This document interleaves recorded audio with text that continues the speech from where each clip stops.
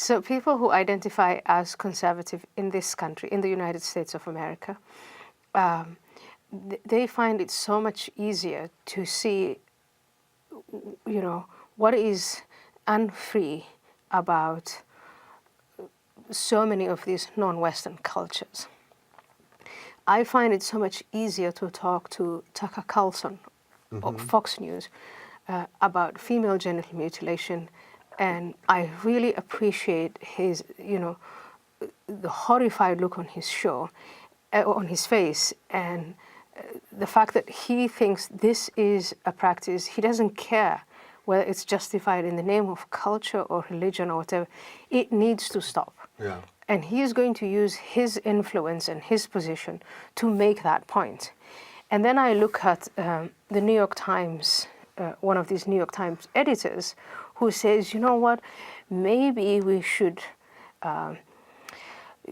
in order for these cultures to come, or to lessen, to narrow the gap between this culture and that culture, maybe we need to stop calling it mutilation and call it a cut or whatever.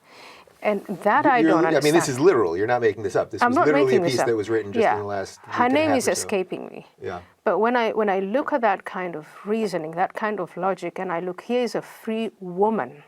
She calls herself a liberal.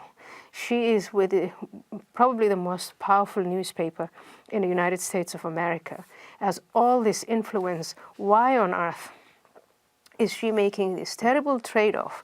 And the trade-off is this: is it the individual who's actually going through the mutilation or potentially may go through the mutilation, and that individual is a child, 4, 5, 6 years old, 7 years old, sometimes younger. Some cultures, they start at infancy. Yeah. Versus some vague, abstract notion called culture or some kind of group. So people will come and present themselves, grown-ups, and say, well, if you call it mutilation, then I'm offended to my core. Yeah. So this is what Bill Maher describes as the soft bigotry of low expectations, right? Like, we have to change all the words and never say what things exactly are because this could inflame the situation. But that goes to your, you know, conservatives versus liberals, and it becomes so much easier for people like me, for people who come from the countries where these terrible things take place, and it is justified in the name of culture and religion, and a combination of the two,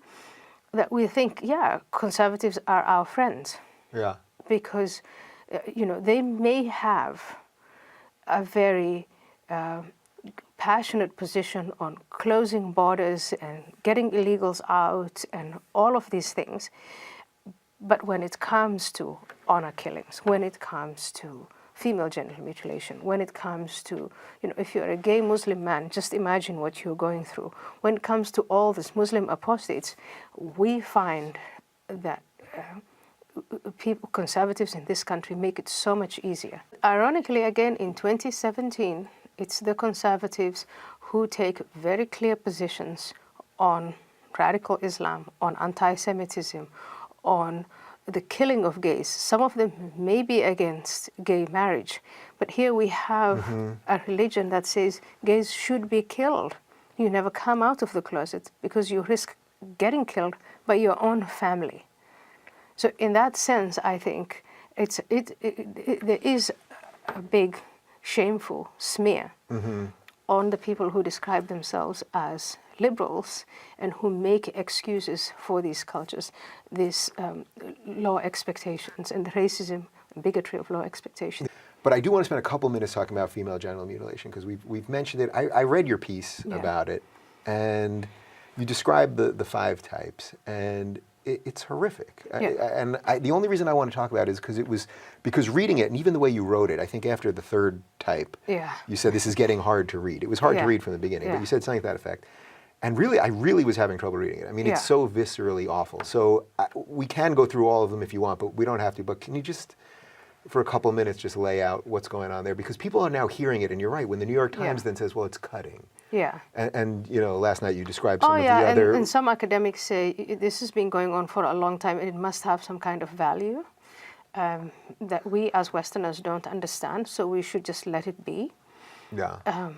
So we'll link to the article down below so people can read it. But if you want to just lay out a little bit of it. Well, the first thing I want to point out is this is being done to children. It's being done to girls, little girls, vulnerable by people they trust, their parents, their extended family, grandmothers, aunts. A lot of women are involved in keeping this practice in place.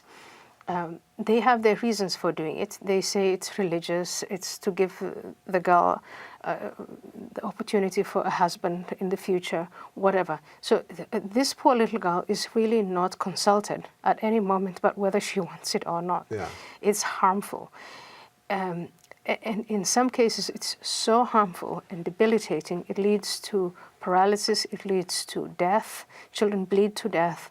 It leads, I can't even begin to talk about the psychological effects of once you realize that a part of you has to go because it's filthy. Mm-hmm.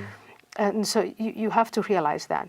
It's happening to children. Yes, it does happen outside of the United States, and now we are seeing those cultures come here and carry on the practice. Yeah. We have laws here that purport to protect all children. And what you're doing by accepting this practice or turning a blind eye to it is that you're saying the United States laws that protect all girls and women do not protect these few. Girls from Egypt, from Sudan, whose parents are from Egypt and Sudan, yeah. and Saudi Arabia and India or Pakistan, any of these countries where it's commonplace to cut the genitals of girls, to mutilate and to close them, the law does not protect them. So you're quite literally saying we have laws except for the people who need those laws the most. Yes. I mean, it's the height of absurdity, actually. It's the height of absurdity. Again, you go back to the bigotry. It's turning everything. If you are not a racist and you really mean it, then you should open up these laws to little girls from these cultures. With forced marriages, with honor killings, it's the same thing. If you believe that the law should protect all women to own their own bodies and to make their own choices, then the same laws should protect these girls.